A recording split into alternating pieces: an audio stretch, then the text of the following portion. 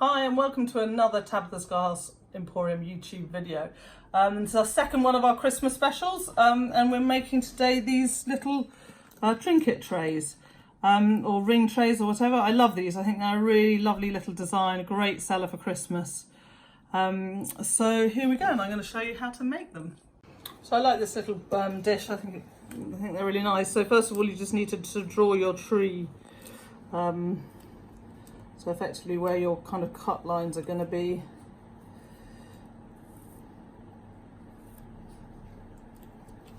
And we'll go like that. We need to sort of know that we're going to lose the trunk here somewhere. Colour wise choices, it's up to you.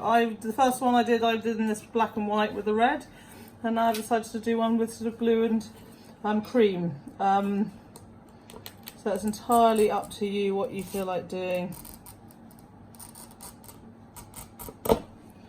I'm trying to follow the lines as much as possible, but if it goes off track slightly, it doesn't really matter.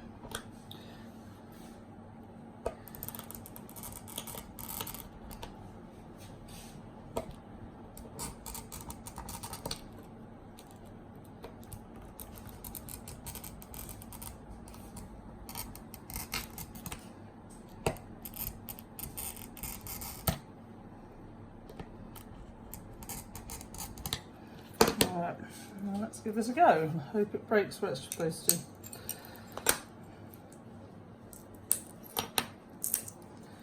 Alright, that one hasn't. Let's see what the damage is when we put it back together. The important thing is to keep everything kind of in the order so that you know how to put it back together again afterwards.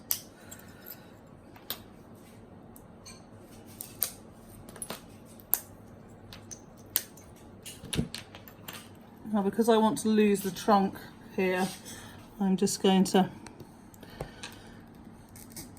cut this off and then use my grazing to take that off like that.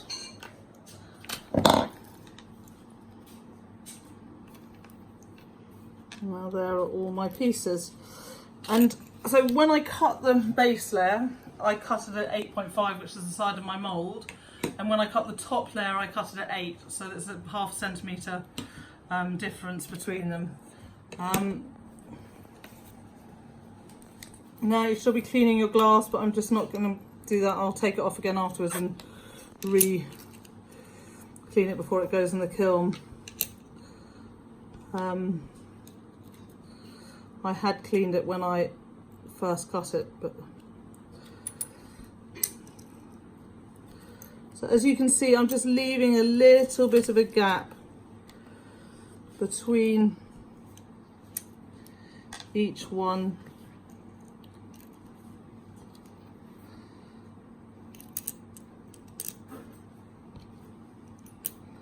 Wow.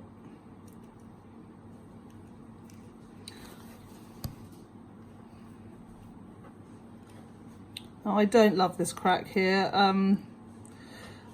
But I think I'm going to try and do some magic with murrine so I can hide it. We'll see.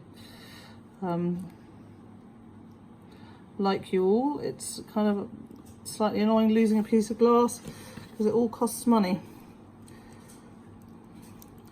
So you want to line up the edges with the edges, and then you just want the gaps in between. So that piece has to go up to that edge, and that piece has to go up to that edge. And we're a bit tight around here.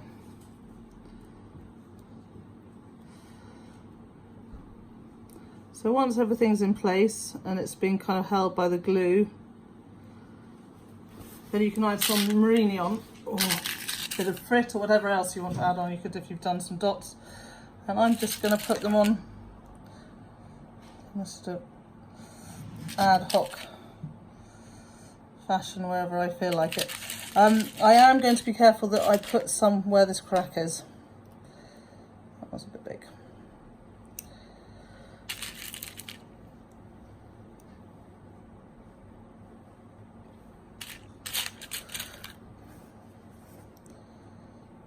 so that I'm hopefully covering up my cutting error, which even the best of us can have. Not saying I'm the best. So I did trim a little bit off the edge here. You can see this bit here and this bit here because it just didn't have quite good enough spacing. So if you need to do that, you can always trim off. I've got a kind of big cluster here to hide where it's broken, but the rest are kind of spread out. There's not much murrine there. I'd say that's probably maybe 10 grams worth. And it's a really cute little dish. So this is now tack fused. I think I probably would be a bit more careful about not putting murrine quite so close to the edge. But I think once it's slumped, it really won't take away from the dish. I love the colours. I'm really happy with it, and I think it's kind of a nice wintry feel. So now this one's slumped as well, and I love how they've come out. I think they're really great. I love the little murrine dots, and particularly this one with the kind of different coloured murrines all together. You could also use frit here, or you could make your own frit balls and use those instead of murrine if you don't want to use murrine. And I think it's a great little addition to Christmas. And if you like this YouTube video, please subscribe.